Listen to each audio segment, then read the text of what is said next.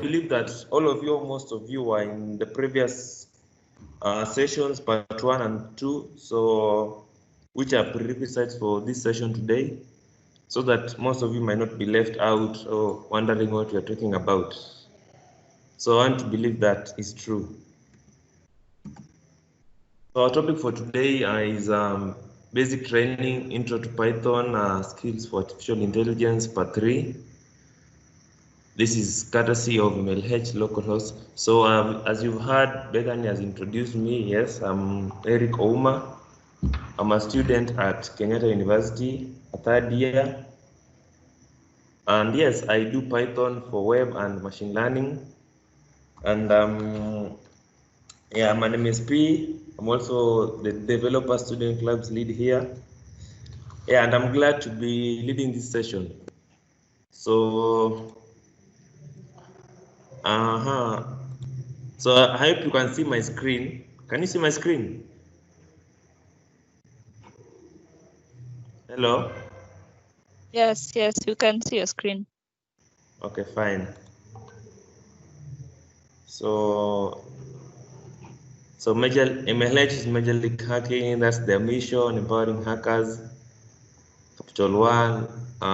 Let me just go to the next slide. So what we learned today. So today we'll be learning how to include and work with the Python library. So I believe it was mentioned in the previous workshops what a Python library is, and if it was not mentioned, I will summarize it as a Python library basically is a collection of functions brought together to serve a purpose. For instance, we have a library for maths, you can import mathematics, we have a library for time and all those such stuff. So how to debug your code, basically finding errors in your code and optimizing your code. Then we'll also be reviewing materials from the first 2 workshops. I hope that's clear. And so why does this matter? So many artificial intelligence projects on the web, and yeah, it would be awesome to be able to share the work with others. So you might be wondering, what are some examples of artificial intelligence projects that are on the web? So maybe some of them are not quite clear, but if you use Facebook or you are on websites like e-commerce websites like Amazon and all those other stuff, you'll notice some trend whereby you're getting ads that tend to be what you like, or when you visit an e-commerce website, they tend to show you products that are mostly geared towards you. So those are some forms of artificial intelligence that you might have seen in the web. The others which are like games, for instance, we have one by Google for drawing, where you just draw stuff and the website tells you that, the website suggests what your drawing could be. And also number 2, learning how to use third-party libraries. Yeah, that's an awesome skill that you should have. And once you learn one programming language, you can learn any, sure. Like for instance, personally right now I'm learning C, because as I mentioned, I do Python and a bit of C++. And because I've done Python and a bit of C++, right now I'm doing C. So, and I'm finding it easy because I have the basics of functions, loops, and all the other stuff from the other programming languages. Okay. So what do you remember from the last time? So how many so for those who are with us today, we have Juma here. I can see Juma, I can see George, we have Bethany and Mike. So could one of you tell us could one of you volunteer and tell us what you remember from the previous sessions? Just a brief statement or something of what you learned in the previous sessions. I'll say regex. Juma? For me, I'll say regex.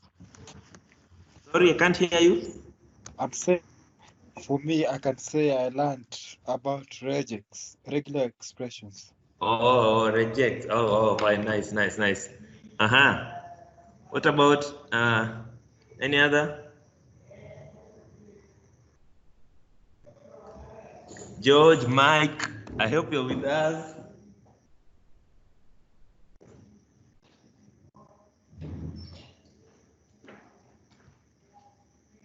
George, what did you learn? I learned how to use Beautiful Soup, the library for scraping Twitter data from Twitter. Sorry, I couldn't hear you clearly. Pardon? I learned how to use Beautiful Soup. It's a library for Twitter. Oh, nice, Beautiful Soup. Yeah. Oh, scrapping. Yes. Oh, yeah, sure. We have Mike. Mike, something about last session.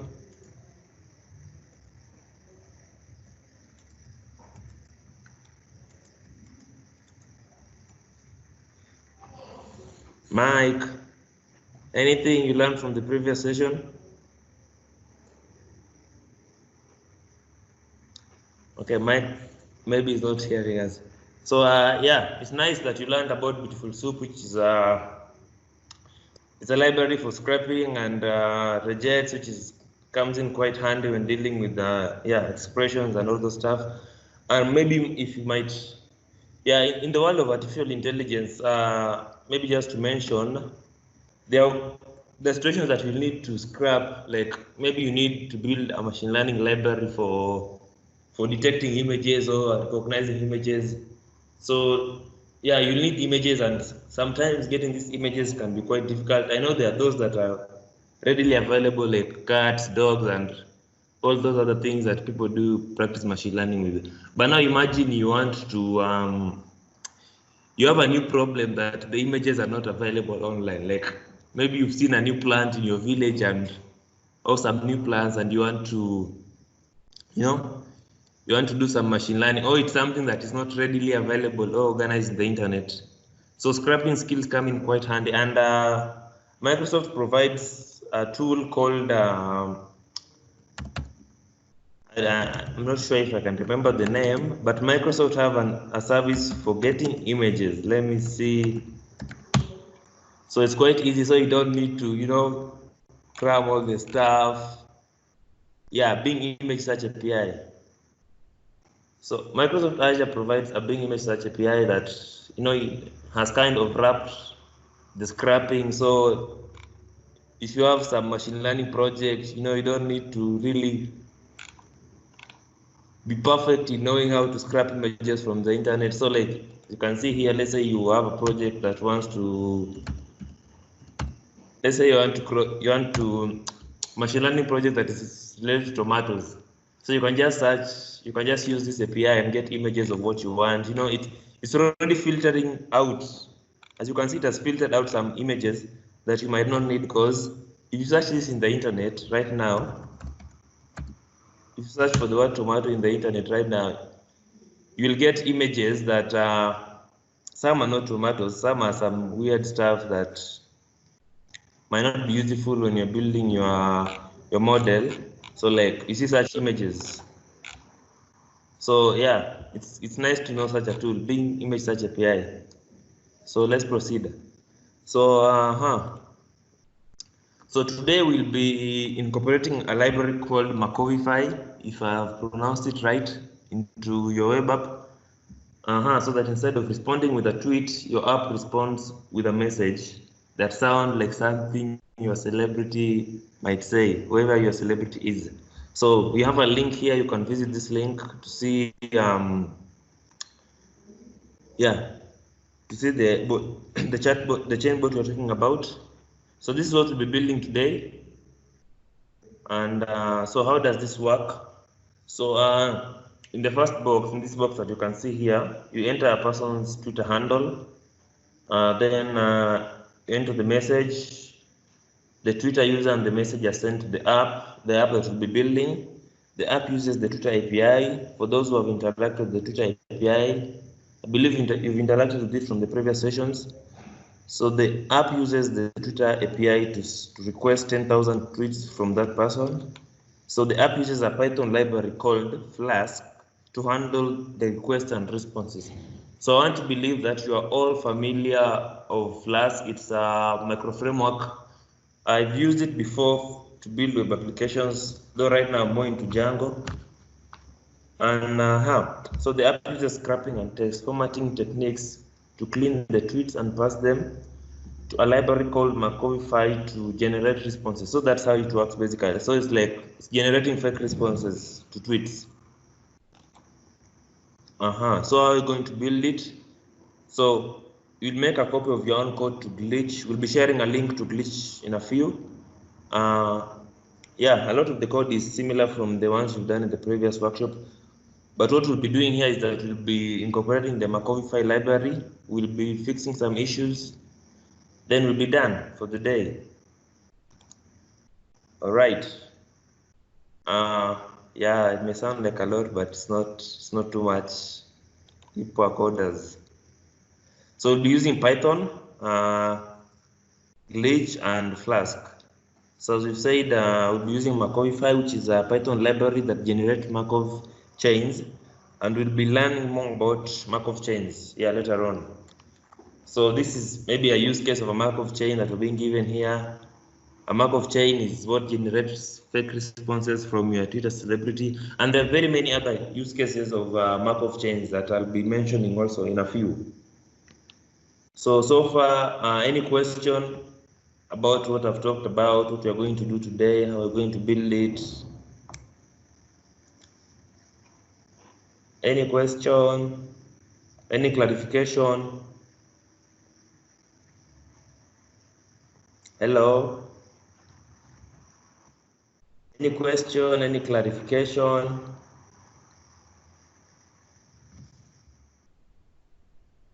Not as of now. Oh, it's fine. Okay, next we have, so what's a Markov chain? Now let's get down to business. So in artificial intelligence, there are many different models, and also I just want to read what's here, then I'll explain a bit further. So in math, you've seen many kinds of models. Yeah, there are very many kinds of models in mathematics. So you've worked with graphs. If you've done some introduction to artificial intelligence, you've interacted with supervised learning. And in supervised learning, we have something called linear regression. And in linear regression, we've interacted with such a graph, like the first one up here is almost like a linear regression graph, a linear line. Yeah, we have parabolas, quadratic. We have the sigmoid curve, which is majorly used in I think it's in cases where linear regression cannot be applied, and linear regression, those that are not linear, we do use the sigmoid curve. I believe you've interacted with it. Yeah, there are times where you can also move to a circle, especially when you're dealing with clustering and with clustering or classification problems. I think so. Markov is a person who came up with this theory about all this stuff about Markov. So in Markov, we have a lot of things. We have the Markov processes.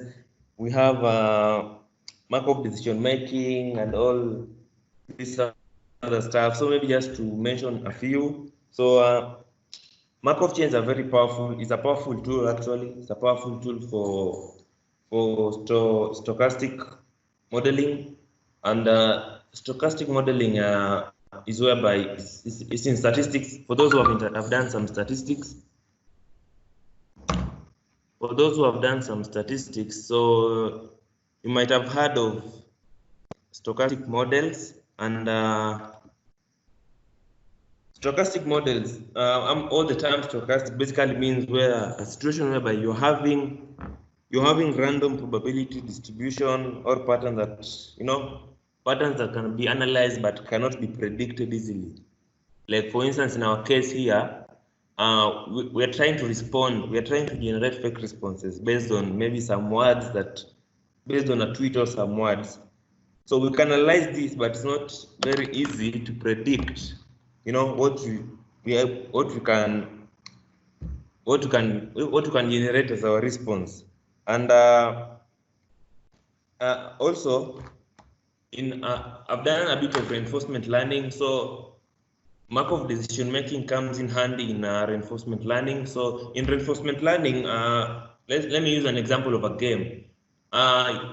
when you're giving a machine, a computer game to play, you know, it needs to make some predictions, and those predictions are not quite easy.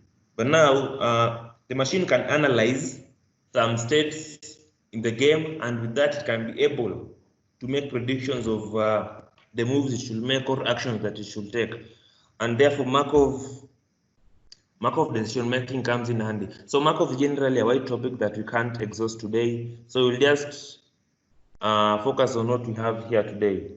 So the key terms we have here, as you can see, a model, the mathematical way to predict future values. So don't forget that. So this is an example of a Markov chain. So we have two weather types. Actually, we have many, sunny or cloudy in this case. So you want to be able to guess whether the weather tomorrow will be sunny or cloudy. So based on previous data on weather, you know, from the previous months or the previous years, you have that record, you know, you do some mathematics, and from that mathematics, you know, you can make some predictions based on the weather that was in a certain day. Let's say if this week has been sunny, like let's say it has been sunny from Monday to Saturday, so like you might try to make a decision that tomorrow will also be sunny based on that, or if it has been cloudy, tomorrow might also be based on that. And yeah, that's an example of a Markov chain, a bit of weather prediction. So as you can see here in this slide I'm sharing, so these are days after cloudy days, after each of these days after a cloudy day. So we had the first one here, then the preceding ones, the second one, the third one, are all days after cloudy days. But here, from the sunny day here, all of these are days after cloudy days. But this the 1, 2, 3, 4, 5, 6. The sixth one is actually a day after a sunny day. So what is this? How is this important? So in total here we have 8 days that come after cloudy days. How many of these days are cloudy and how many of them are sunny?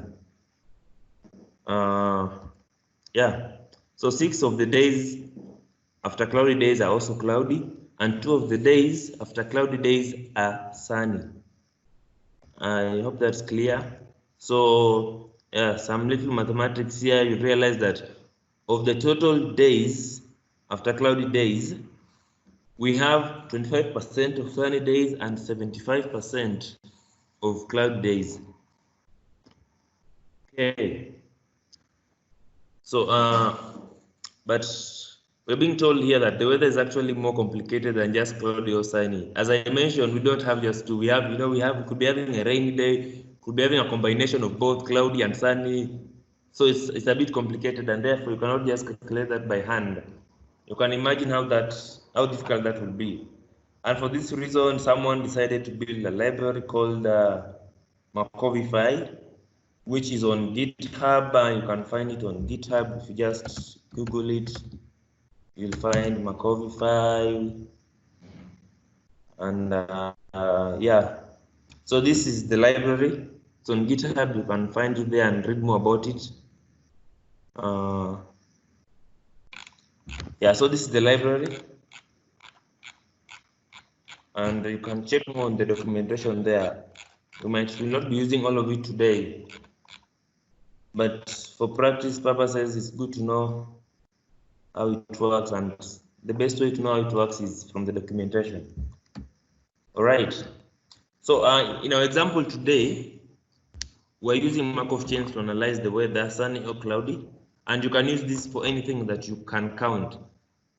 As I was saying, Markov chains does not only apply to our example today here. Markov chains are applied in very many situations.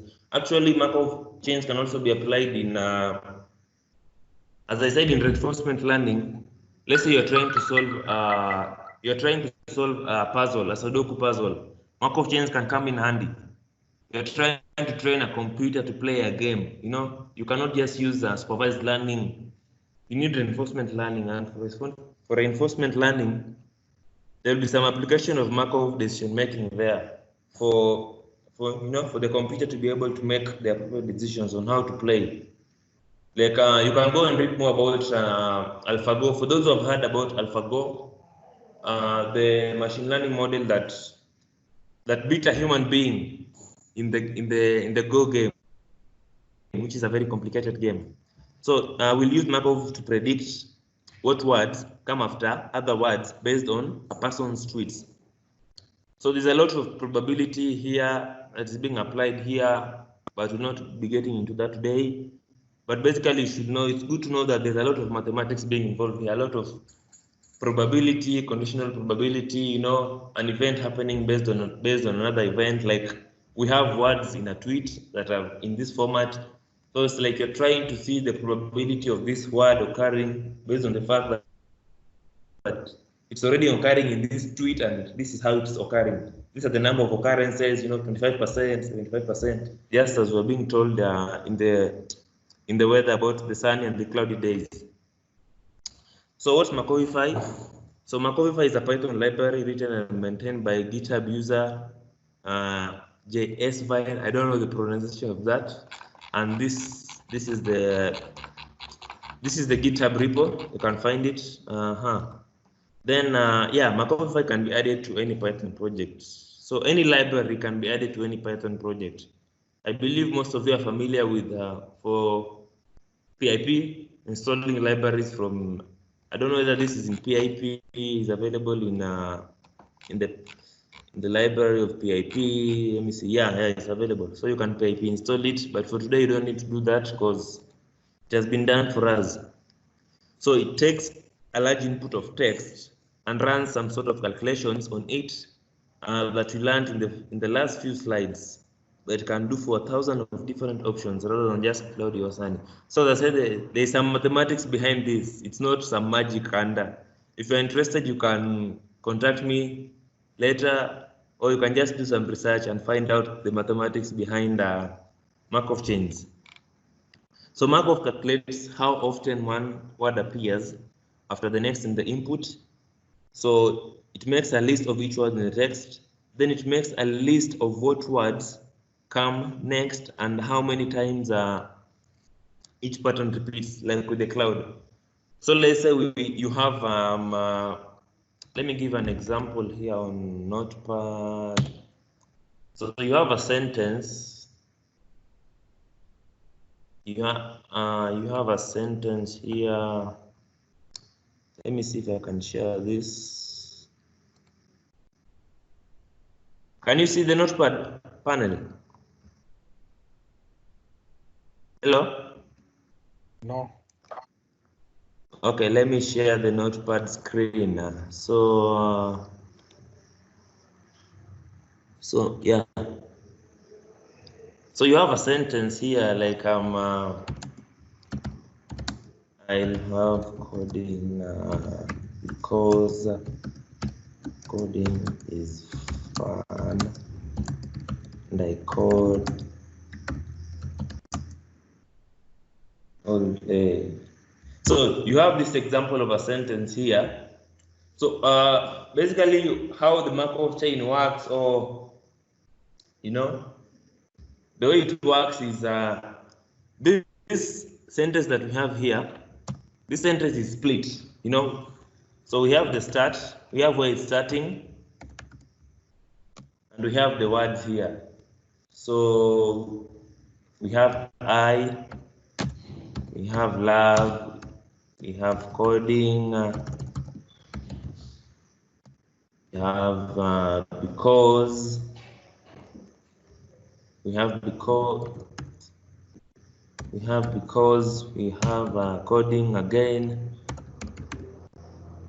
we have is, we have fun, we have and, we have I, code, cool. So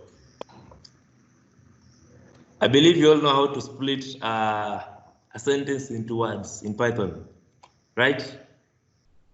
How will I split this sentence into words in Python to give so as to get such a list? I know it's a simple question, but let's make it interactive a bit. So how do you split this sentence into words in Python? Someone has given you a sentence, basically a string. This is a string. So you need to split it into words. I don't know what is happening to my screen. So how will you split this sentence into words in Python? So as to get a list of words.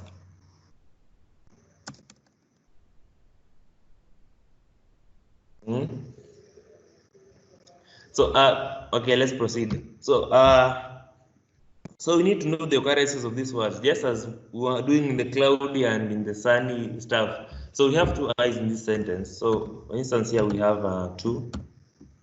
I appears two times. Then love, how many times does love appear? Love appears one time, I think. Then we have coding. Coding appears 1, 2. Coding appears 2 times.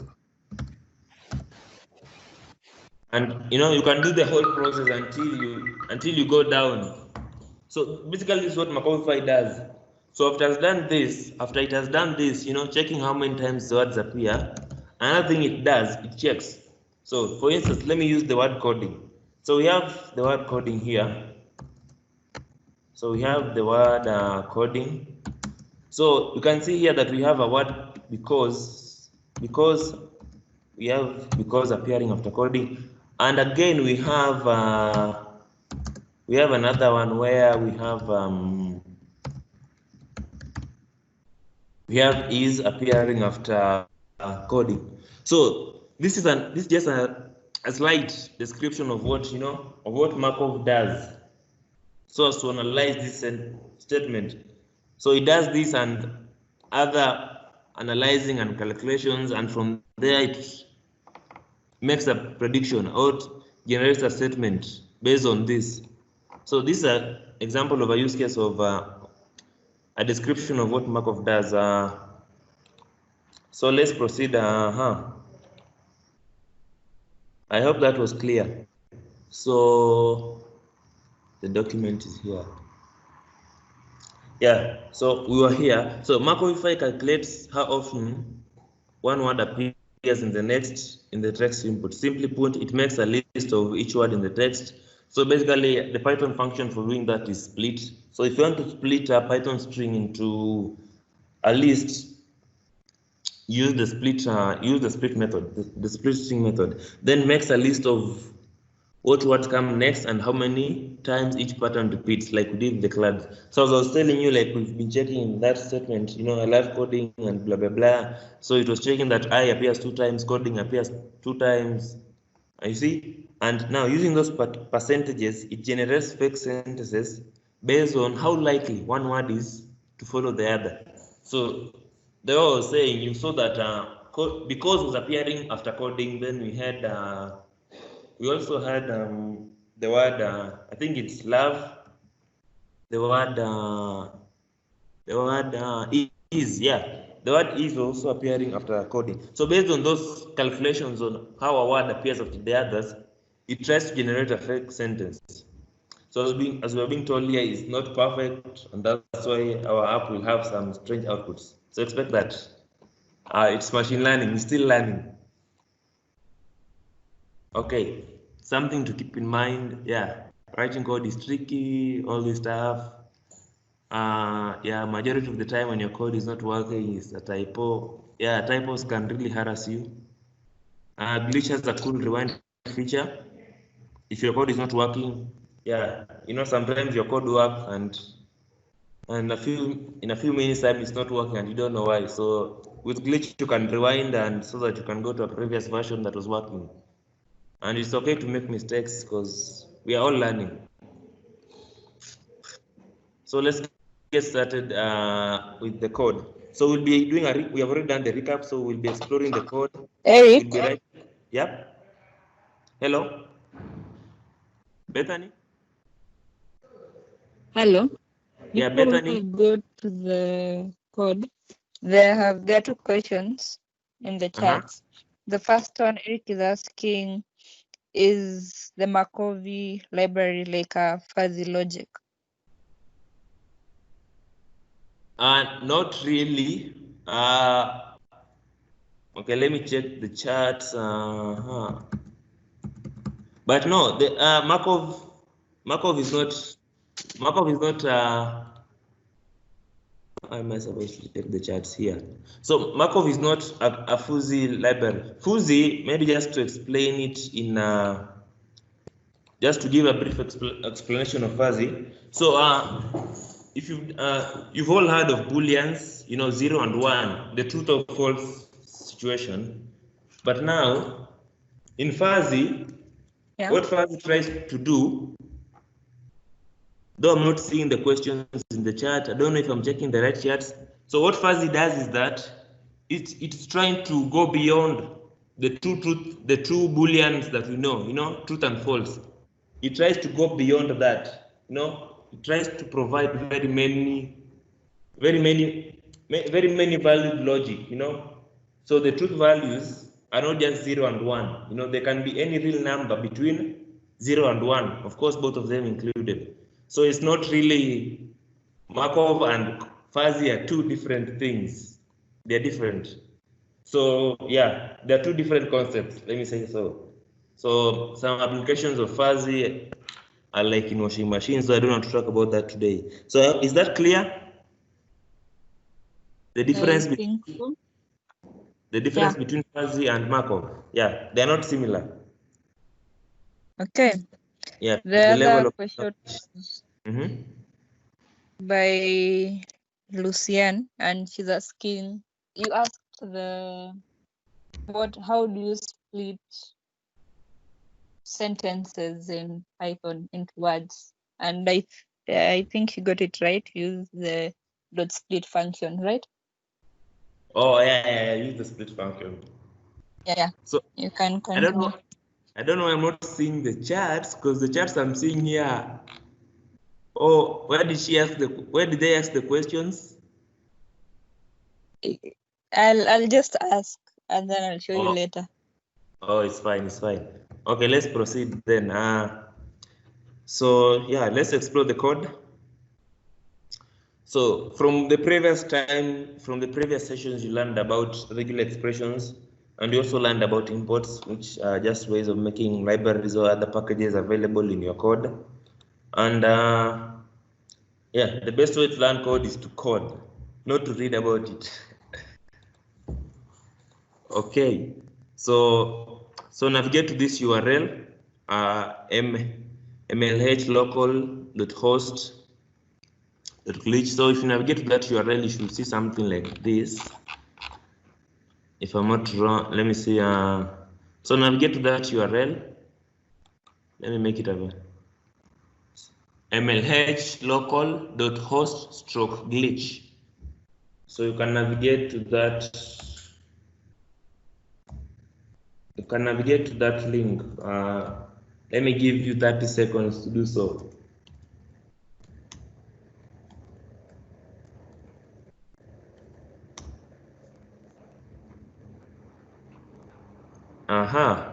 So I want to believe you're all there. My internet is a bit slow.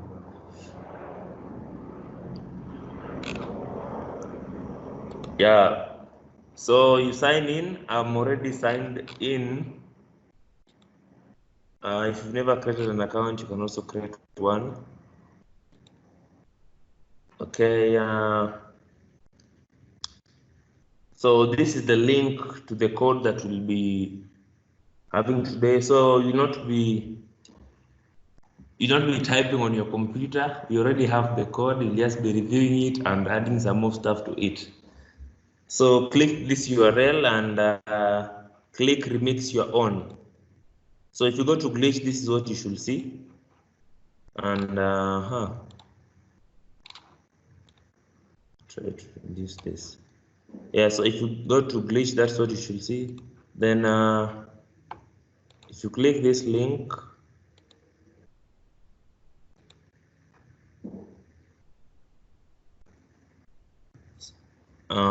so remix your own.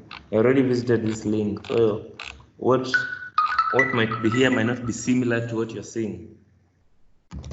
Can you post the last link? Yeah, it is.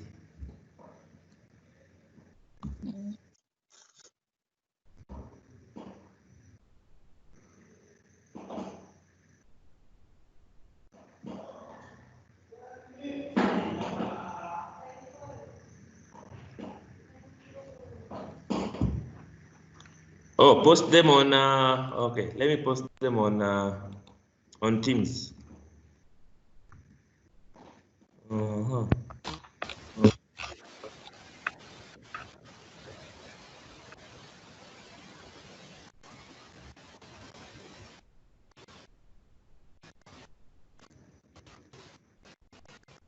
I'm not able to see to chat. Can you please enable it for me?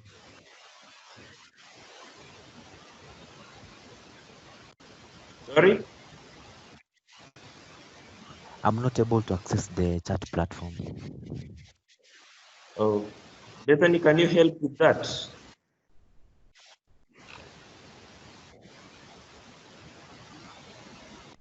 Bethany?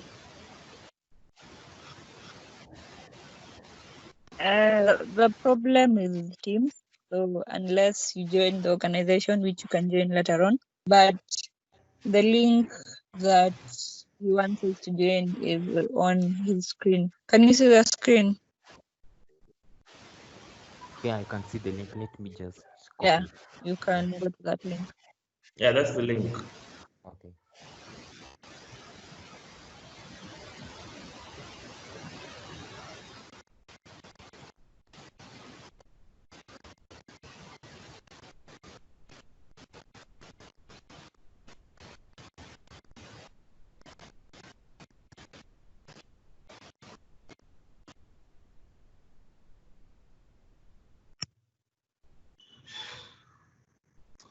So I hope you're all there. So when you click the link, this is what you should see. So this is the bot that we're talking about here.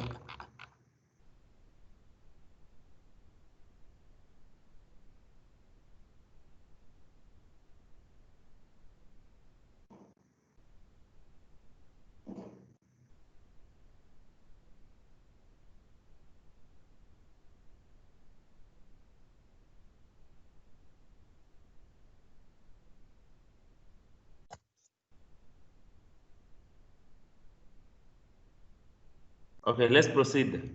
I believe you're all have all accessed the page. So you click remix your own. If you can't say remix your own, it's here. So remix your own. We have remix your own here. So you can click here. Here is remix your own. Okay, then let's proceed. So from there we'll get the code. So so this is the code. So we have our .n file. If you've built some web applications or majorly web applications, usually have a .n file where you put some of your settings or some configurations that you don't want to be exposed to the public. So for instance, here we have the MLH Twitter API. So this is the API that we are using. Then the Twitter fetcher, the scraper, then the Flask environment, the developer environment. We have production and all those stuff. Then we have the port. I believe this is very clear code, very easy to understand. So yeah, we have this in the .n file. So if you've opened, if you've remixed your own, and you open the file,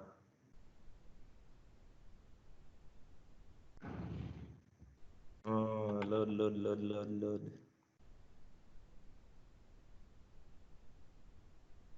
Okay. Cool. So the .n file is here. So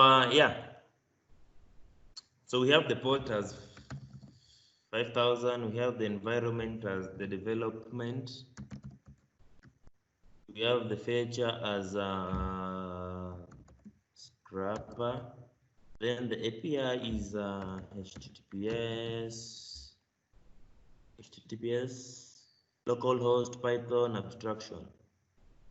Yeah, HTTPS localhost Python abstraction glitch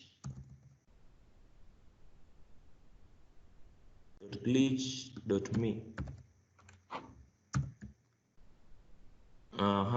Localhost Python abstraction glitch.me. Yeah. So your env, this is how your env should, your .env file should look as per now. So I want to believe you know how to extract information from .env file, and we'll be seeing how to do that in a bit if you're not aware. So in the last workshop, we used Twitter scrapping and data cleaning to send a single tweet back to the user. Yeah, and that was not very interesting. So we're going to do something cooler today, you know, generating fake responses. So let's explore the files. So when you clicked remix your code, this is what you saw first. So we have the files that we are working with. So here we have, so this is what you saw first, the readme file. Then we have this is the readme file. Then we have the Twitter scraper feature. So this is the Python file that contains functions which scrap data from Twitter. Then we have the config file. So this is where we set some global variables to be used in other parts of the program. So as I've said, if you've done a web application before, I know you've interacted with this. So requirements.txt. So this is the file which keeps tracks of library versions we are using. So yeah, so as you saw here, the current version of Markov is let me see. The current version is version 0.80. So you'll realize that a few years later we'll have a version, let's say version 1, and version 1 will be having features that you know this current version might not be having yet. Also, just like Python, we have Python 2.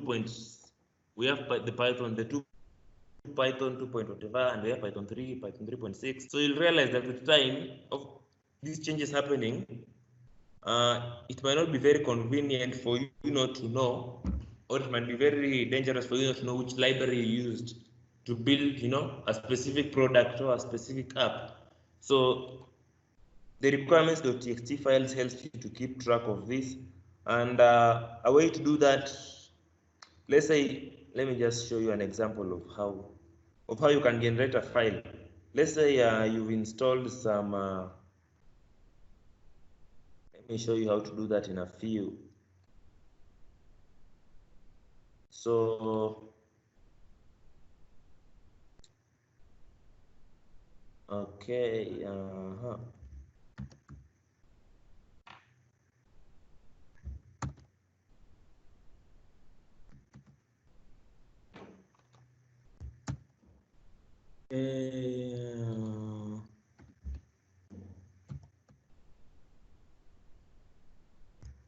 PowerShell.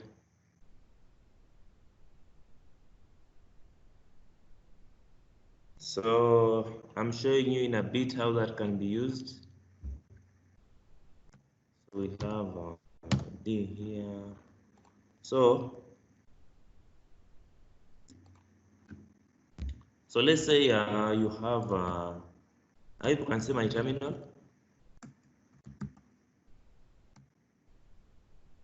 So what do we have here? Let me see if I have a project that I used some libraries here. Yeah.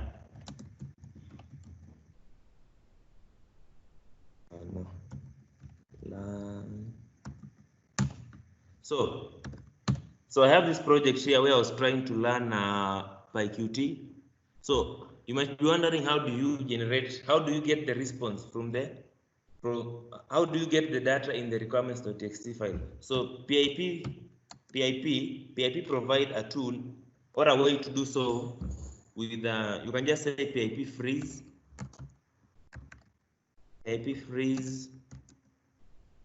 then you generate it. You type the file, you know, requirements.txt. Yeah, PIP freeze requirement.txt. So what does PIP do? PIP will collect all the libraries, all the packages available in this environment and add them to the requirements.txt file. So now this brings in another issue whereby I know you've heard of using virtual environments.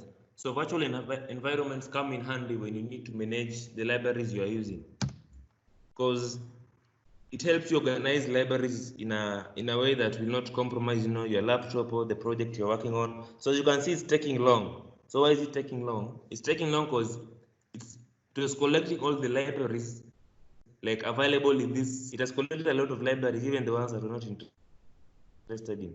So if you try to read that file, let me just try to open that file so that you can see it, what has happened.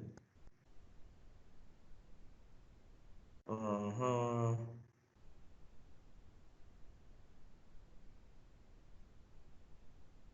me try to open the file. We have it here. So requirements.txt. So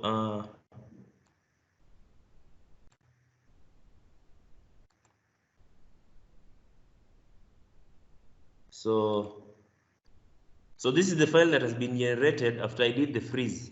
So as you can see, it has collected all the libraries that are available in that folder, or that are available in the environment of that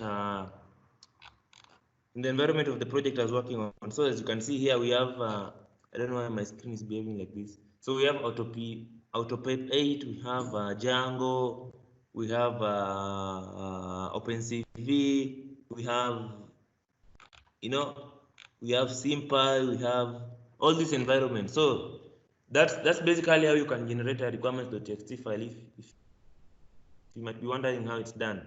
So you can proceed from there.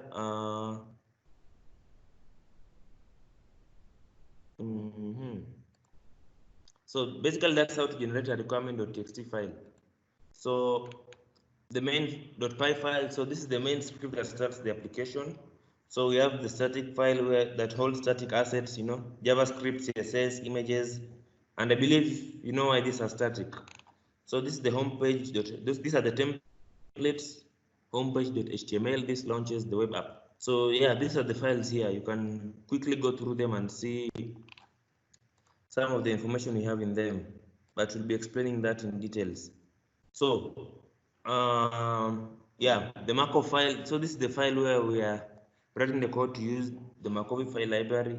So it's usually good to split your applications into into a structure that can help you easily edit or format something. So having a separate file for the Markov library will really help you if you have a problem that is specifically related to Markov.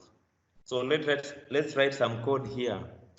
So you open markov.py. So we'll be changing some 3 places in this file. So these are the places that we'll be changing. The place where we're doing the imports, this generate bot function, and also generate bot the generate bot answer function.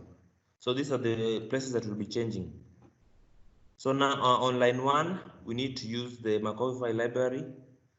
And so we're being asked here, how do you think you add that code? And I know this is an easy question because in the previous workshops, you've learned how to import libraries into Python. So that's simple. So let's go to the, let's go here. So we'll just import, it has already been installed, PIP installed in this environment, so you don't need to install it. Markovify, if that is the spelling, Markovify.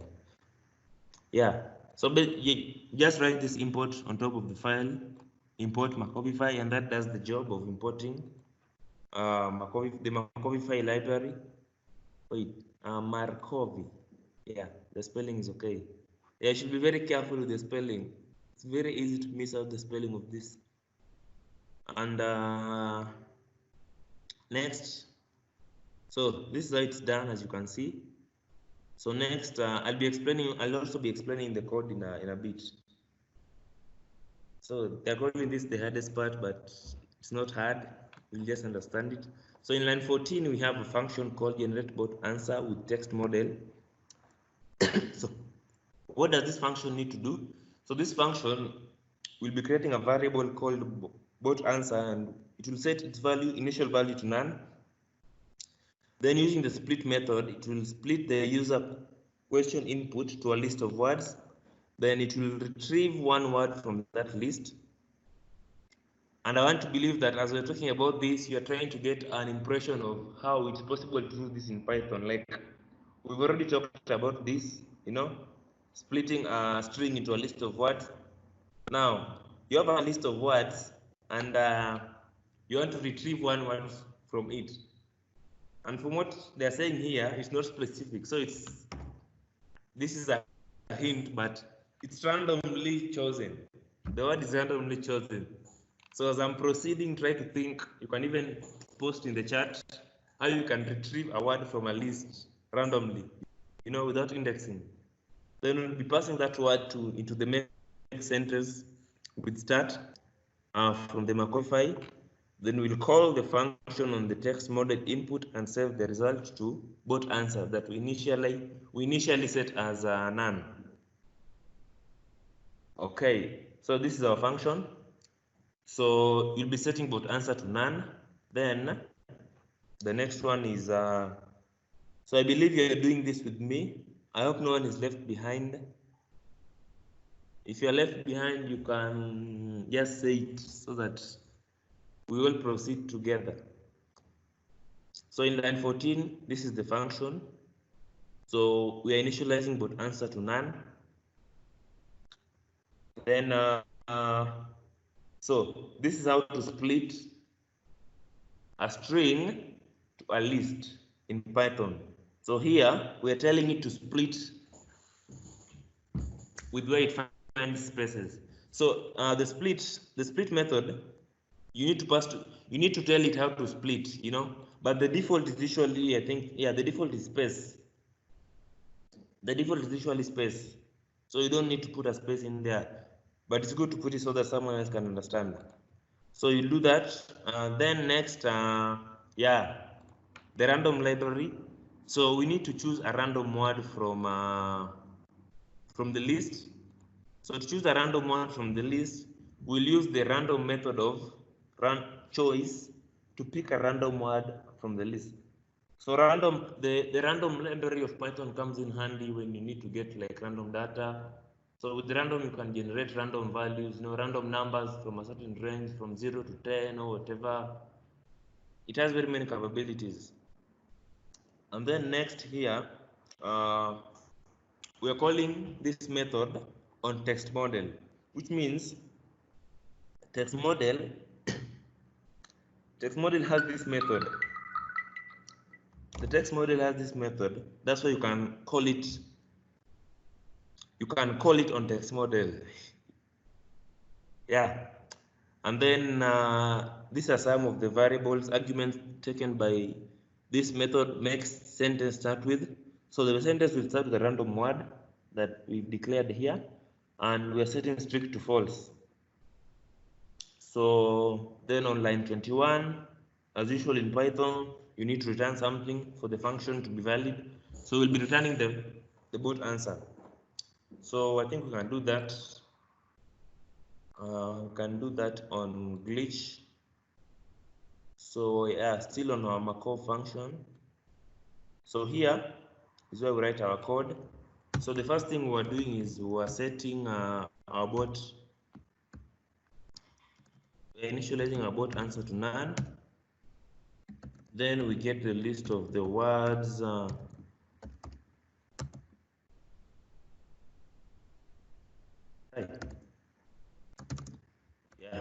To random.choice.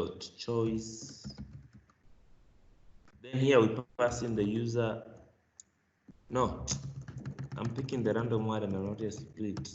So user question. So the user question dot split.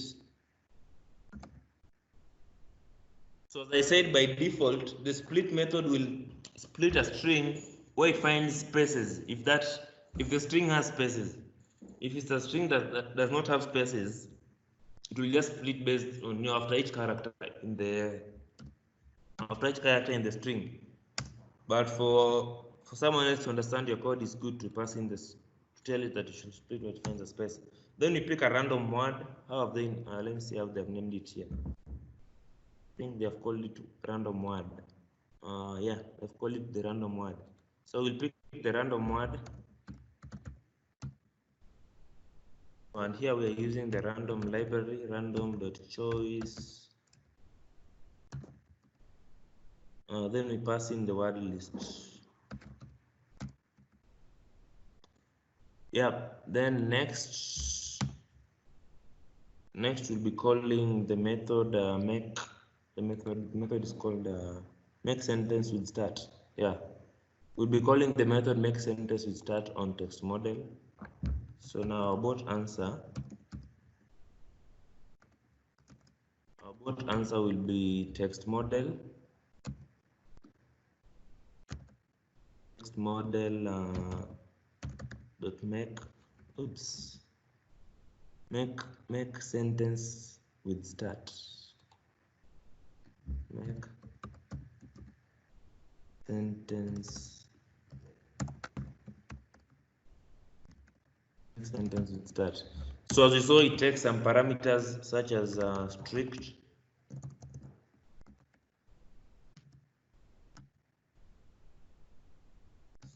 is false, and the first parameter it was taking was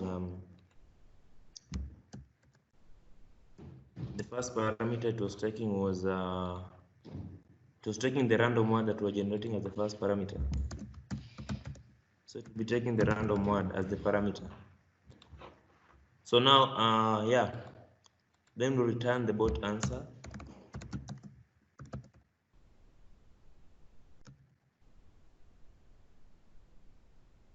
Then return the bot answer. I hope we are all together. So yeah, you initialize the bot answer, you split it into a list of words, you choose a random word, then you call this method on text model, and yeah, proceed. Then now let's continue. So this is an explanation of what we just did. So we use a function from Markovify called make sentence with start, and we call it on text model. So text model is the output. Eric, yeah. a question. Have you entered on the right function? Go to glitch. Make sentence with start. The function. Oh, this code should be below here. Okay. Thank you for that. The code should be here.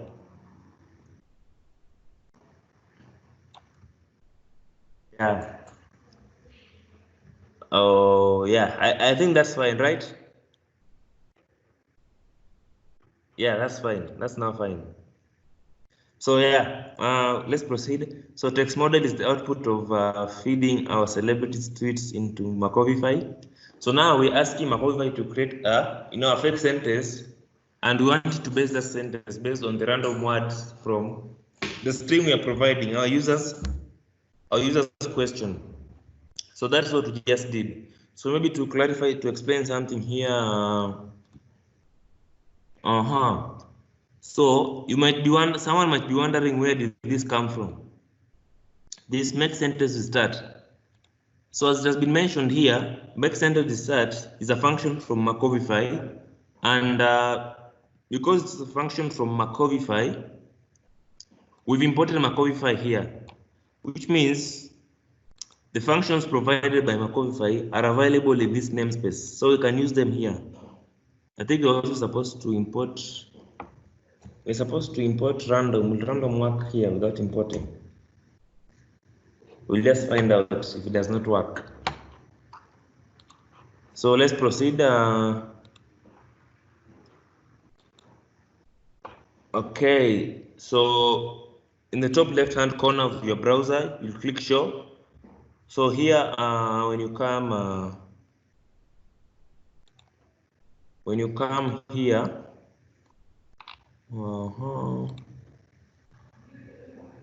top left-hand, yeah, here. So I believe you can all see this. So you'll click show.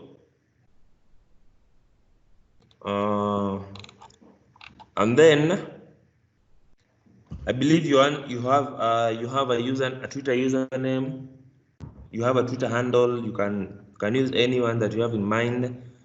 Then you put it there, and when you put it there, you can try it out. So let's try it out from my. You can also try it out from your side, so that you can confirm what you've written is okay. So let's put this next to the code. So who do you want to chat with? I want to chat with someone called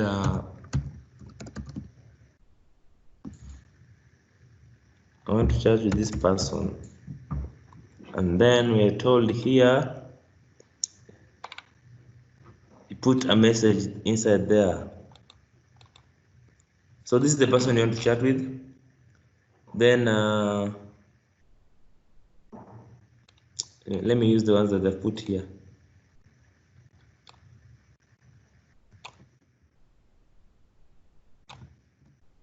So this is the person we want to chat with, and then we type in our message. Let's say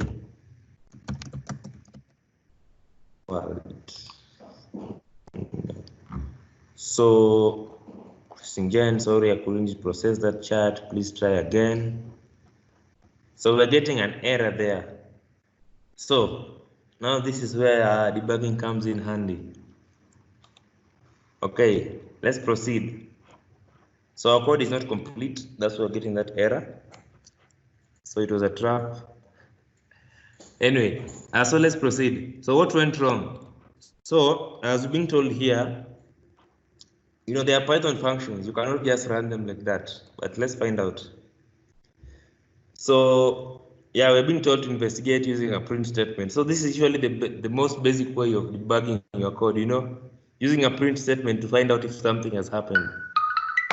So in our case here, you can place a print statement. So they are recommending that we put a print statement on line 20 just before returning. And let's do the same. So here, just before we return the bot answer, we print. You can print anything as long as you understand what.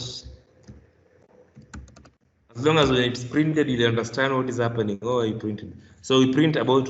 For me, I'm using about return. Then next. So this will print netlist logs. So we'll have to open the logs so as to see what's being printed, and to access the logs, it's at the bottom of the page.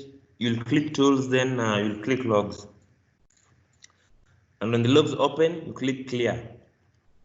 So I believe we're all together. So you'll click at the bottom of the page. You'll click tools, then you'll click logs, and we clear so that we can remove the previous logs. So yeah, I hope we're together as far as I've reached. Then we proceed. So now let's try again and see what happens. Let's try running our app again and see what happens. So just here where we are, you've already typed you already typed the name of the person you want to chat with. So you type a message, let's say hello world. Then let's send this person a message. And there we go, we get an error. Sorry, I could not process that. Okay. So as you can see, if this function was called and executed, this print statement should have printed, because it's not something very complex. So you should have seen this here. You should have seen about return here, or in your case, whatever you put in the print statement, we should have seen it in the logs here, but we're not seeing it. So that gives us a suggestion or an impression that this function is not being called. So that is the first thing that we should think of when such a thing happens. The function is not being called. That's what is happening. So let's proceed and find out why it's not being called. So nothing is printing. Does anyone know why? I think I've already answered that because of time. Yeah, and there's the reason, because the function is never called. And so we're going to fix that. So we'll go back to the file markov.py, and then in line 9, it says that we should be using the Markovify library, but it's not from the code.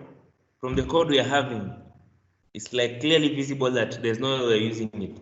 So we're being told to consult the documentation, which will be the first step for you as a developer. When your code is not working, it's really good to go to the documentation before you visit Stack Overflow, all the other stuff. So this is the link to the documentation. You can just Google Markovify and you'll get a link to GitHub. So this is the GitHub repo, and in it we have the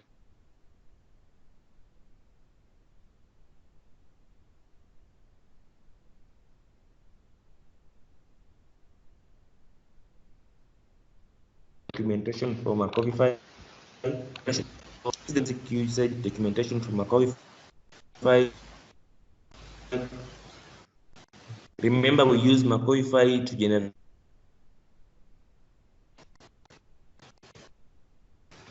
a Markov chain model. Which line of code do you think is doing that?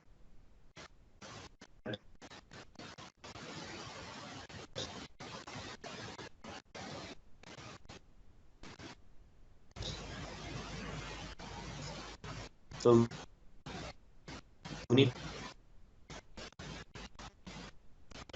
to add it to our code.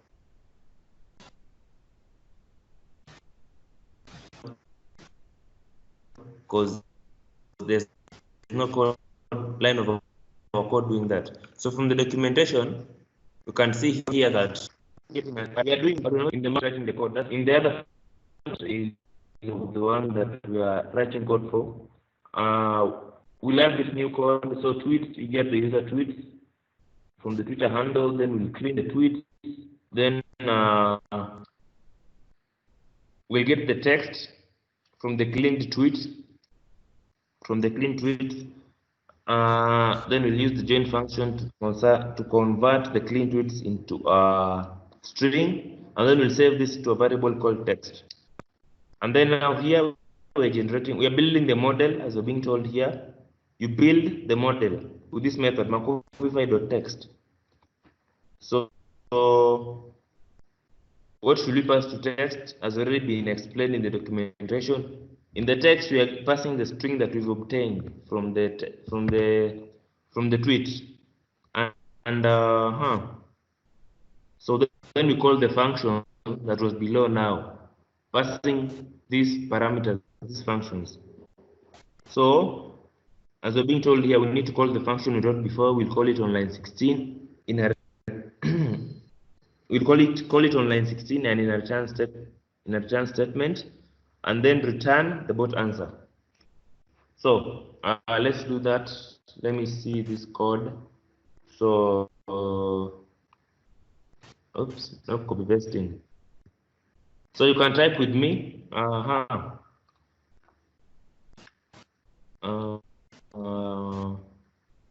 Yeah. So we have tweets.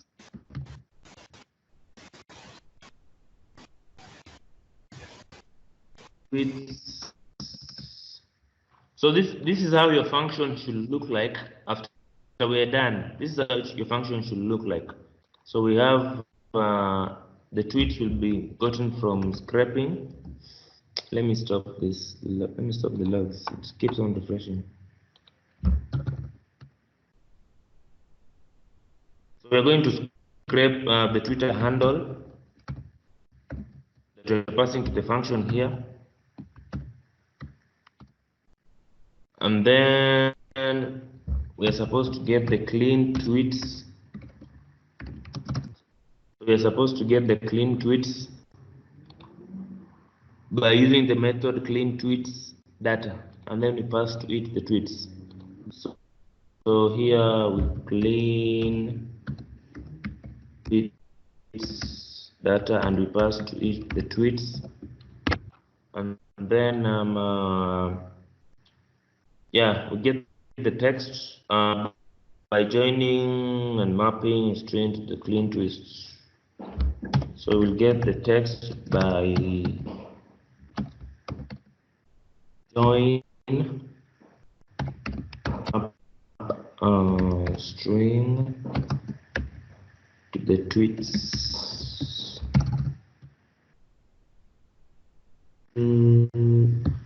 Is it the tweets or the clean tweets? It's yeah, the clean tweets. So I'll be explaining this code in a few. Let me just type it up and finish it. Then I'll explain each line. So then we get the text model. So then the text model here will be Markovify.text, and then we pass to it the text that we're getting up there. Then next is yeah, so the bot answer should be this, then we'll return the bot answer. So this should be the bot answer. So the bot answer will be equated to this. So the bot answer will be equated to that, and then we'll return bot answer. Yeah. So I hope that's clear. So yeah, we scrub the tweets, we clean the tweets, we get the text model, the bot answer, and then return the bot answer. So let me explain these lines. So here we're using the scrap method to get the tweets from the Twitter handle you're passing in. Then we are cleaning the tweets. We're cleaning the tweets we're cleaning these tweets that we're getting. So you know, a tweet has a lot of information. You know, it could be having images, it could be having emojis. So we don't need that. We really don't need that right now. So the clean tweets method available from Markov, I believe, or yeah, will help us remove all those things that we don't need. Emojis, images, and every other thing that we don't need. Then we have here, so what this line does is that we are trying to get, we are getting a text from the tweets that we've cleaned. So as you can see here, let me start with the inner part.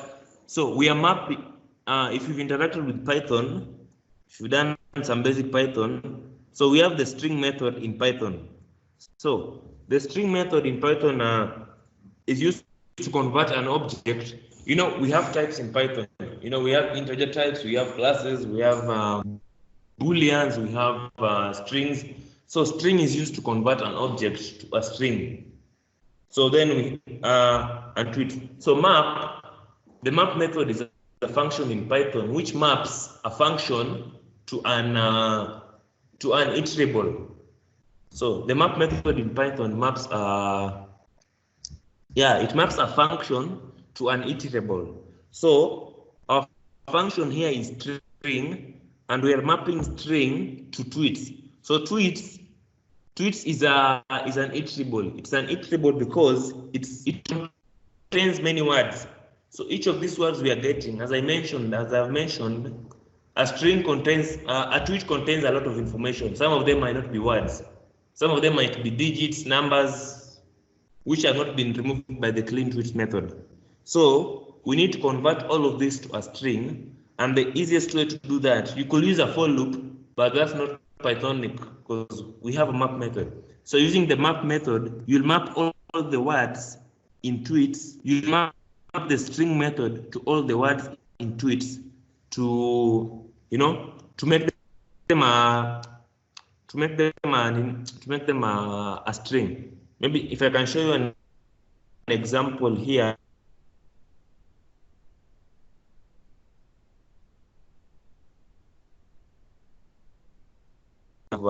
So that you can understand it more clearly.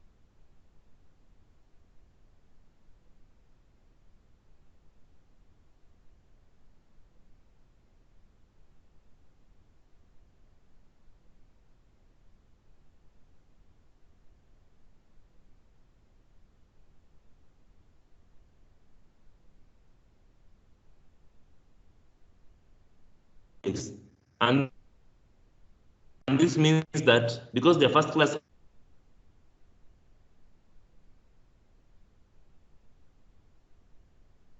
We can't, Eric. We can't hear you. first class object. Just the way you just the answer is the same way. Okay. So just the way we are passing just the way we are passing Twitter handle here to generate bot answer method.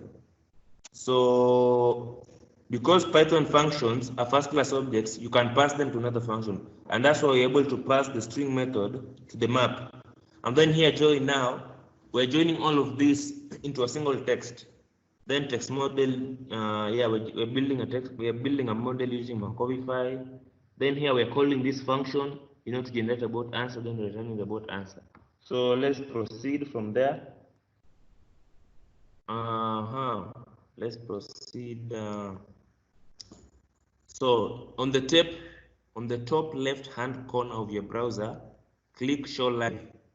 Then try it in the browser tab that opens. Okay, so in the top, so here, it's show next to the code, and then we're being told to try it again. So let's try it again here. So hello world, and we're still getting an error because we've not finished. So the statement did not print. Okay, I'm supposed to show you the logs. So in the logs here, in the log, if you can check the, let me clear. So if you can send a message again, if you send a message again, you realize that the statement that was supposed to print, this one here, about return, is not being called, which means we have called this function correctly here, but there's something that is happening. So, and we're being told it's because we have to edit our main.py. So there are things that are incomplete. So now in our main.py file, we need to import the Markov.py file. So now on line 8, we'll need to import Markov. From Markov, import everything. So let me go a bit faster because of time. So yeah, here now, from Markov, import. So basically, what the asterisk does is that it avails everything in the Markov.py file into this namespace. So everything that we have in the Markov is now availed in this namespace. So we don't need to, everything that is Markov is in this namespace. So we can call those functions in this namespace because they have all been availed there.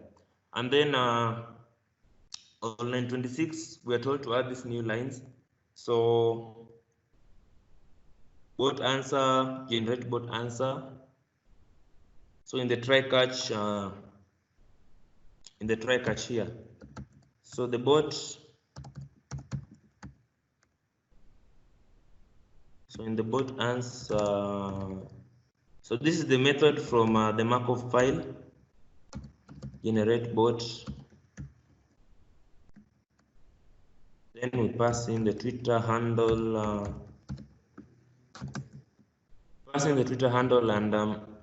and the question that the user is asking. Okay. And then we get the moderated answer. So we get the moderated.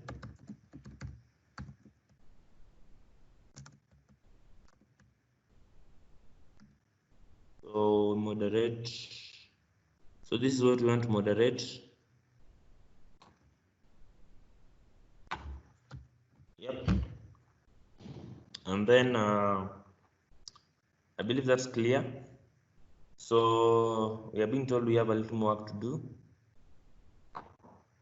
So now in the Markov file, we need to add this code now. So this function looks familiar, we already have it. but there's something that is missing, and what is missing is this if statement here. So if both answer is none, so this is just to handle errors from users. You know, someone might click enter and they've not put anything in the field. So this is just trying to handle the errors that might be as a result of the user. So if both answer is none, now our both answer will be text model, make sentence. Okay. So Markov line 25. Markov file line 25. So this method here. So here we're being told that let me confirm that it's correct function. Generate both answers text model. Generate both answers text model. Yeah. So here what the both answer is none. Basically, if nothing has been put in the field, so we're being told to return both answer as you're supposed to return it as test output false. Test output false.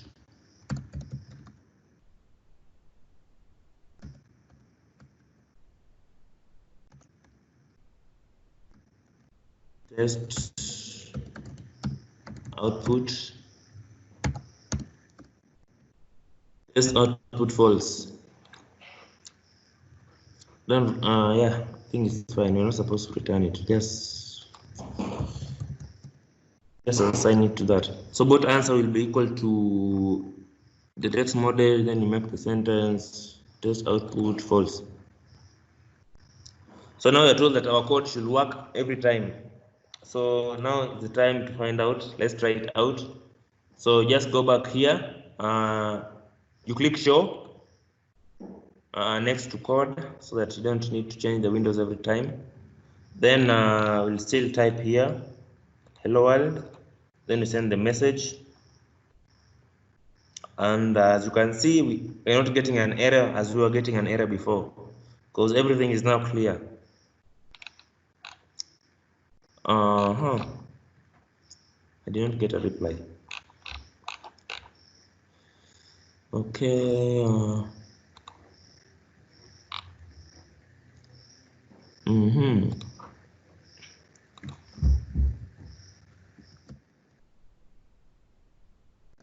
Again, find out why. And let me check my logs.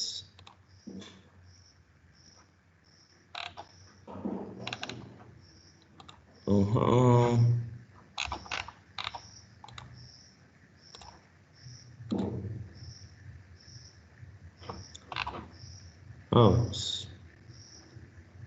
so I'm still getting an error here, but I'll just fix that.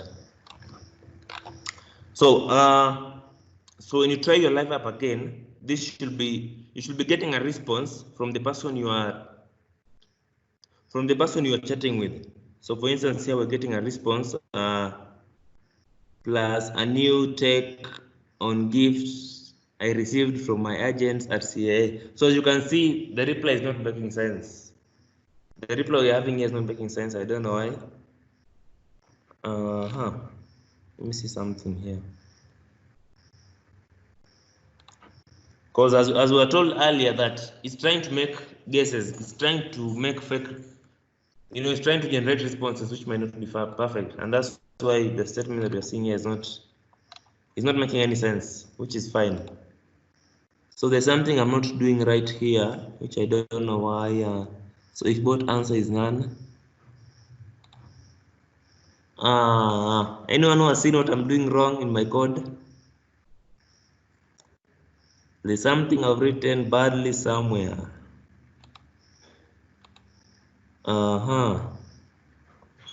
Okay, so yeah.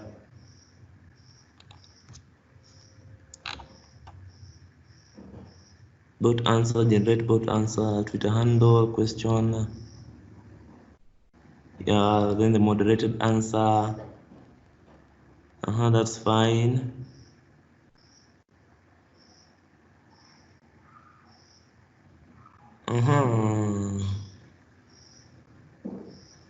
But you already have this.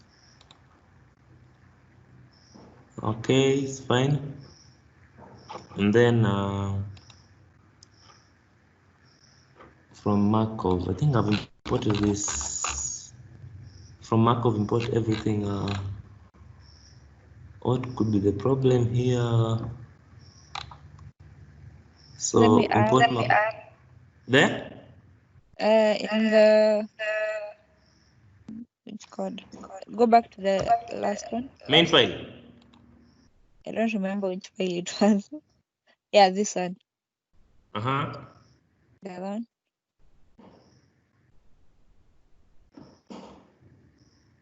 Go to that file. Not this one. So The this is file. the main file. We have the Markov file and the main file. I'm trying to see Yeah. what I've not done. Down here, you have defined bot underscore answer twice. Like bot underscore answer is equals to generate bot answer to the handle. Then below. May that be an issue? Yeah. Cool. So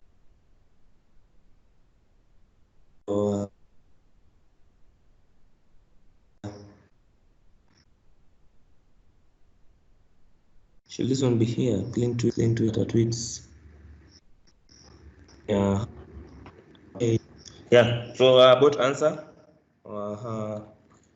So actually I was defining it twice. So yeah, now moderated answer will be that. I don't think we need this here. We're not using the tweets anywhere. So we don't need this here. So let me try it out again with this guy called Jimmy Fallon.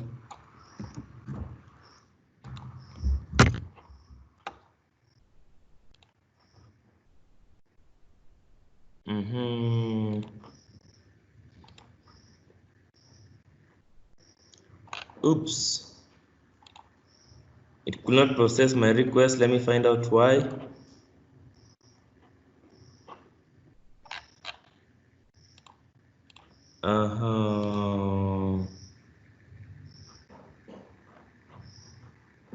Oh, it's a socket issue.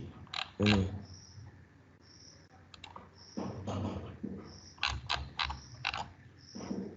What is wrong here? I did this code. Let me see. Let me confirm with this file that I wrote earlier. Maybe I wrote my own things. No, this one is a new one. So, I don't know what's the issue. I don't know if it's my internet. It's a socket problem.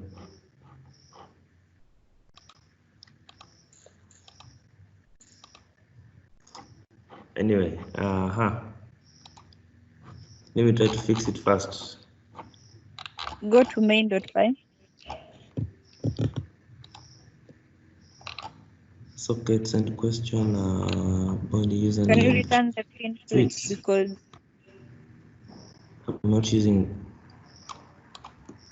no. Try it again. So this, where is it being called? So answer, Twitter handle, but answer, socket emit,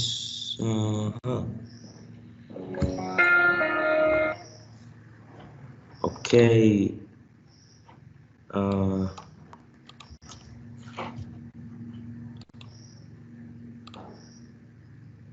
Oh, there's something I've deleted here that is very important.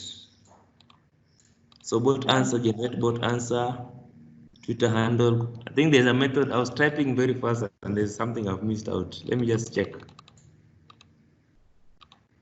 There's something that I just missed. Generate bot answer. I think this is fine. Generate bot answer.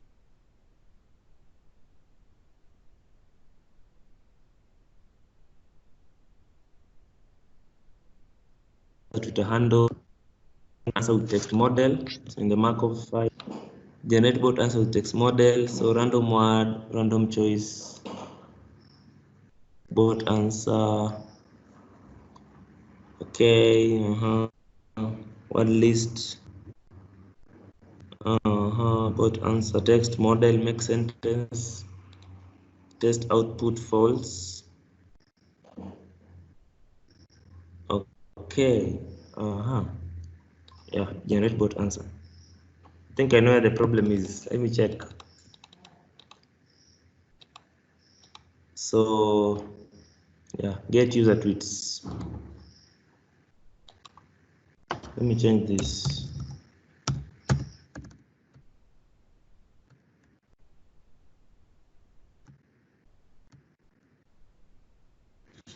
Okay, so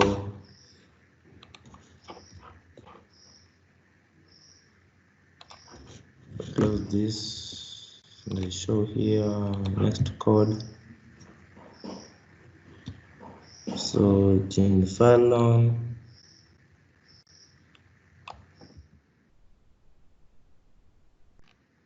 and then hello world.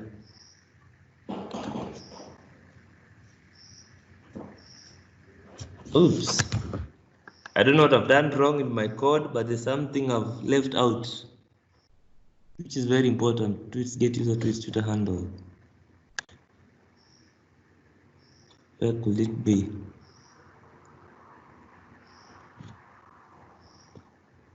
Okay.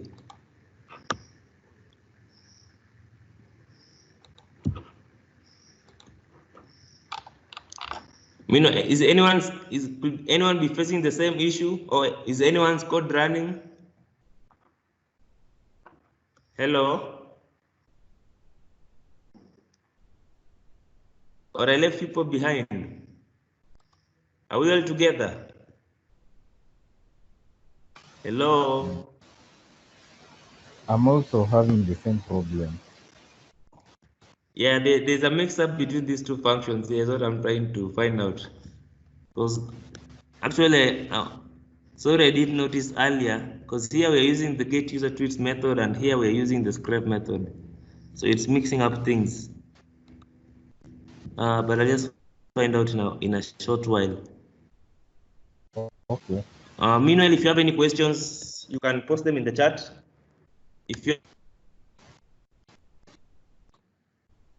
But there was a wrong import that had been done here, and that's why we are getting an error.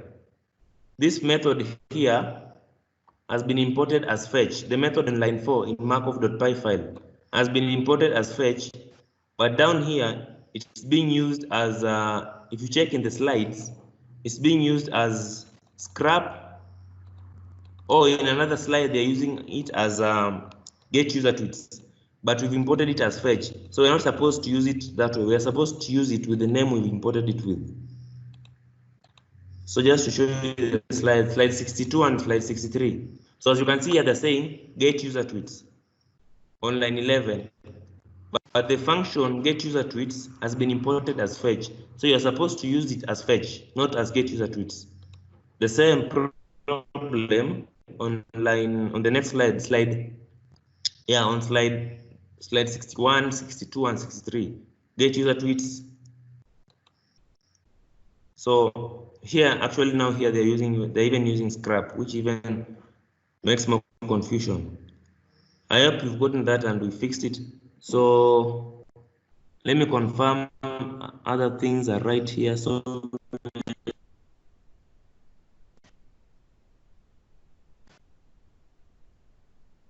joining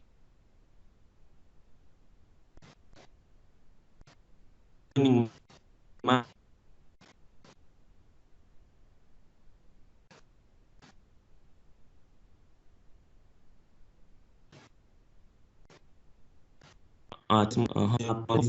so then the bot answer.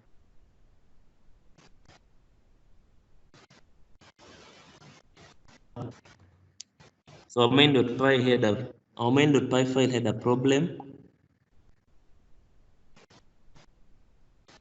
which is supposed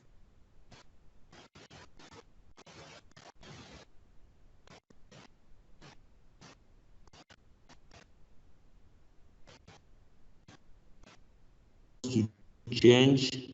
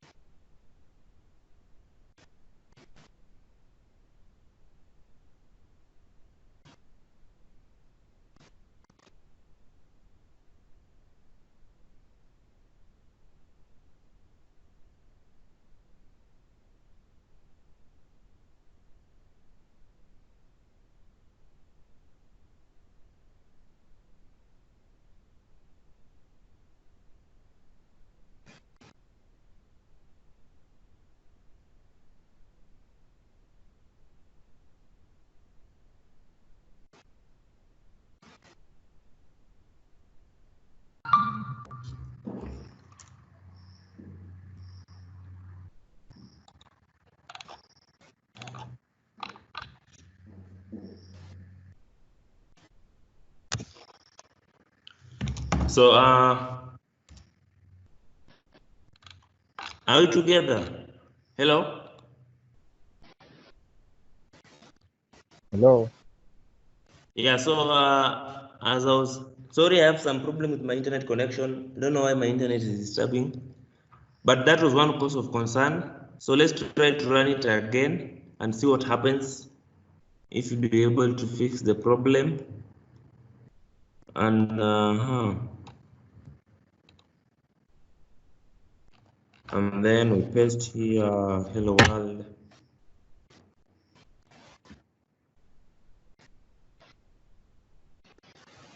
Same problem again. I don't know, I'm getting this problem. I'm trying to figure it out.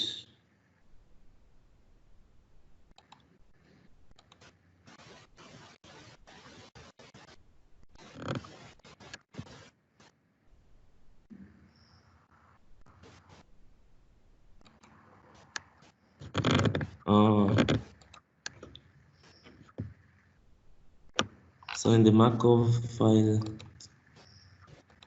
okay, so if we generate the bot answer passing in the Twitter handle and the tweets, we fetch clean tweets data, I clean the tweets, the text model, bot answer, the word list, user question, random word, random, the bot answer, make sentence with start, the random word, then we pass in strict false. Yeah, that's fine. Then if the bot answer is equivalent to none, the bot answer should be set to text model, make sentence, test output, false. Is it test output or text output? Test output, text output.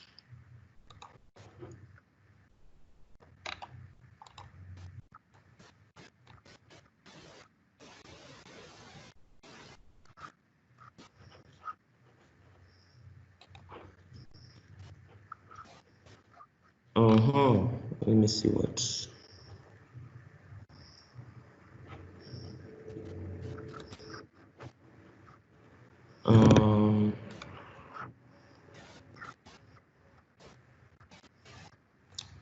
Let me try to check something here.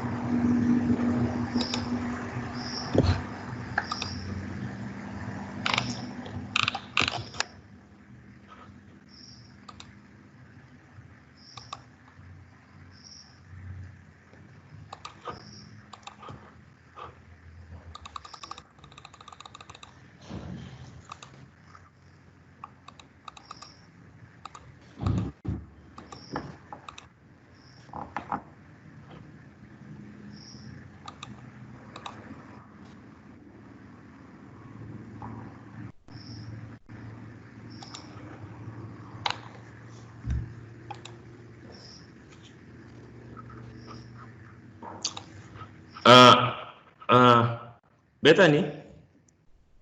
Bethany? Hello? Hello. Hello? Yes.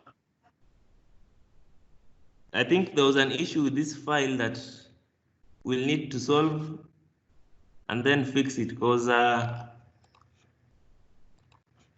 everything seems to be fine, and I'm wondering where the issue is coming from, because everything is fine. I even ran it Maybe earlier, but maybe. you can work on it and then share with us later on. Yeah, I can share the GitHub. I can share the link. Yeah, I can share a link later on, because I tried it earlier on and it was working. So I don't know what happened when I remixed it. But there's just something I've left out here which I might not be able to see right now. So, but I'll fix that and share the code. So just to finish this session, so as not to waste more time. So so sorry for that. Sorry for the inconvenience. We'll fix that and share the code that is working as soon as possible. So next here we have so basically when the code works, we are supposed to get this response, but we are getting an error. We are getting this error which is saying that there's no response. We are getting such an error. But this is what should, so this is the error we are getting. And I believe most of you are getting, unless otherwise. So this is the error we are finding here. Yeah, sorry, I could not process that. Please try again, which is being caught by this. So this is happening, but apparently the bot answer is not being sent, or the moderated answer is not being sent. So,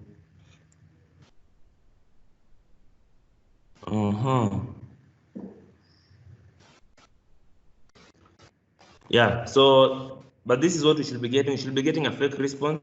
So, but we'll fix that. And okay, in the next file, slide 74 here. So we're being told that AI requires a huge data set, which is true, because if you use a very in the introduction to artificial intelligence, you might heard of you know, and if you use less data, you are risking yourself to, you know, the data will give results that are not real. It will try to over predict something of that sort. And if you use too much data, you might face a problem that is called it's over predicting. Like when you give it too much data, you might risk a problem called under prediction, because it's too much data. So it has learned too much things that it's not sure. And if you give it very few data, you are risking over prediction. So the AI has learned a lot from very few data. So like it does not know. It's not sure. It's predicting based on the data that you've given it, which is the reason why we usually need a lot of data so that to deal with such problems. So in line 33 here, we're being told to change fetch instead of get user tweets, which is apparently this could be a problem we are getting. So we're being told to use get user tweets instead of fetch. I think there was a mix-up in this file. There's a lot of mix-up, because initially this is what we are supposed to use apparently. Okay, let me see what will happen. Here, if you try to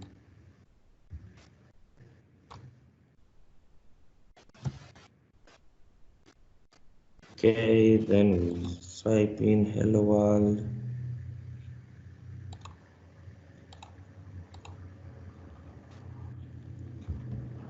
Oops.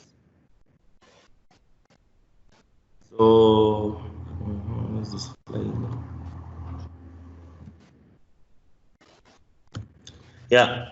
So the fetch methods help us get a lot of data apparently from the explanation being given here. So in line 31 of the generate answer method, the first method in the markov.py file, we're supposed to use fetch instead of get user tweet so as to get a lot of data instead of just a few data. And then just the other code remains the same. Then try your app again. Unfortunately, our app is not working. So, okay, the review and the quiz. So this is a quiz that we have that is supposed to help us learn or solve some problems from what we've done today. So you can visit this link. I'll post it in the chat. So yeah, mlhlocal.host/quiz. So these are the questions that are available there, which will help you understand based on the session you've attended or the workshop you've attended. You'll be given a quiz so that they can verify that you've learned something from the session. And then yeah, the next steps from here, because learning does not end. So we are advised to take a course on Codecademy or Udacity. Then CodeWars. So CodeWars is a site whereby as a developer you can try out your skills. So personally I'm on CodeWars. So in CodeWars they post challenges where you can solve those challenges. So if you go to, so this is the CodeWars. So they do post challenges here which you can use to practice your skills. For instance, this is a challenge here, you're being told to decode the Morse code. You know, this is a kata, whatever, all those stuff. Then you can choose the language you want, whether it's C, C++, Python, or JavaScript, and your level. If you are a junior developer, senior, or mid-level. So it's a very good site to upgrade your skills. CodeWars is a very good site. Then stay tuned for more opportunities from Capital One.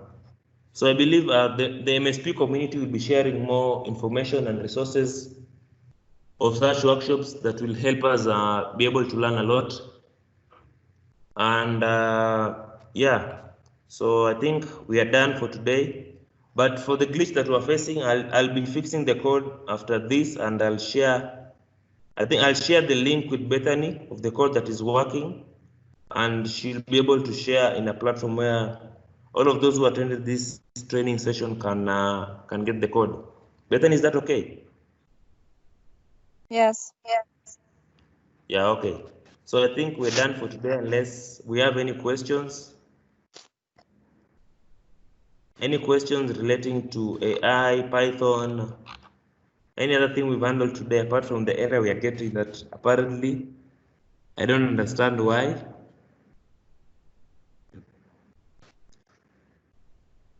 Questions? Even generally Python, even if they're not related to artificial intelligence, as long any Python question I'll be able to answer. If you have any question on Python. Hello, Hello? is anyone here? Yeah? Okay, I have a question. Huh? It's I don't know if it's AI or machine learning. Uh-huh. Can someone build an app using Python, but basically computer vision it detects where if it sees a smoke, Mm-hmm. if it sees a CCTVs, Mm-hmm. if the computer vision, the camera sees a smoke, it either sends a message, Mm-hmm. it alerts the department where they can see now alert now and be about at such a place there's a smoke Mm-hmm. coming out.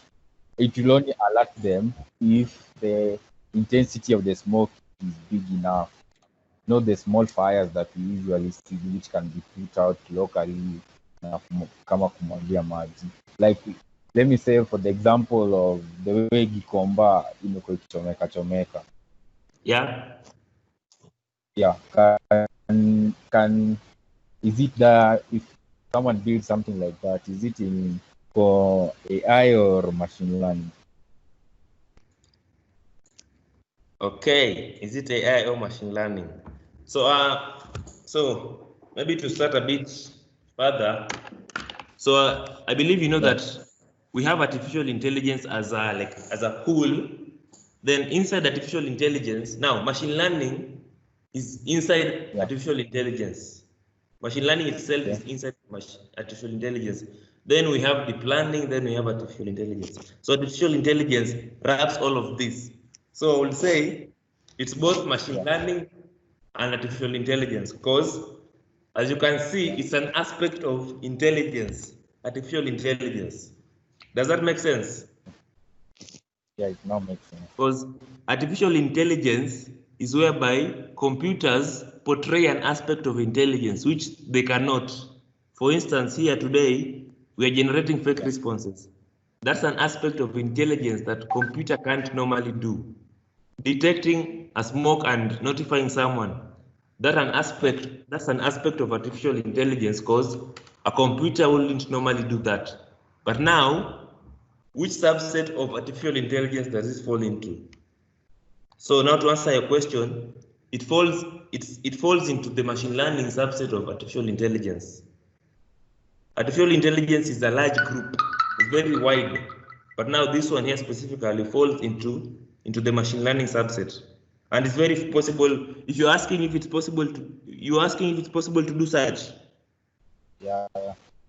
Yeah, it's very possible, because basically what you need to do is you need to get the data from the CCTV, the video stream.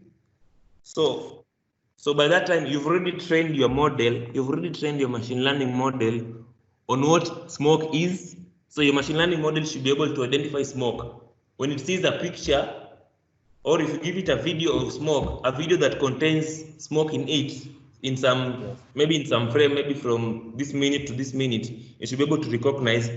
And as you've said also, you should train your machine learning model to identify the intensity of smoke. So as you are saying that you should not just give a signal for any smoke. So after you're doing that, after you have such a machine learning model, so the data that you're getting from the CCTV is passed to a computer, it goes through the machine learning model, then the machine learning model sends a response. So it's something possible. Actually, it's an interesting project that, I might consider doing, but it's very possible. Yeah. Thank you. Yeah. So any other question?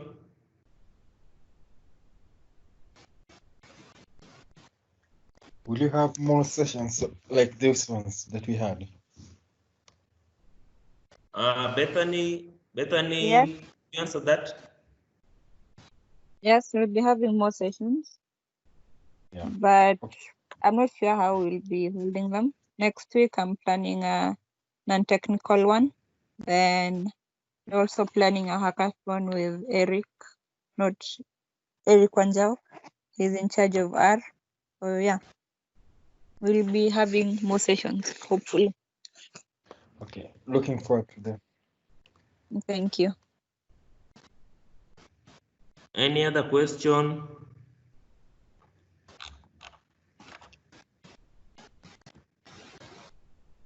Any other question?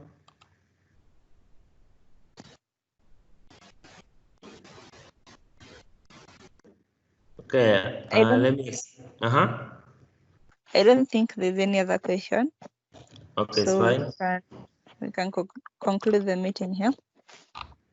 So before we end, I think Eric Wanjao can speak for a few minutes. Oh. Eric? Hello, Bethany. Hello. Hey, yeah. Just want to say thank you to Eric Ouma. Yes, really work. Yeah, it was good work, and also explaining the AI and the ML stuff. Good, that was very accurate. Yeah, so thank you, Eric, and thank you, Bethany. Yeah, so our sessions, we'll have one hour session this Saturday. Normal time 5:30 p.m. Yes. Yeah, so that's all I had to say. So thank you so much, guys. Cool. Thank you so much for attending the meeting. and I hope we'll see you next time.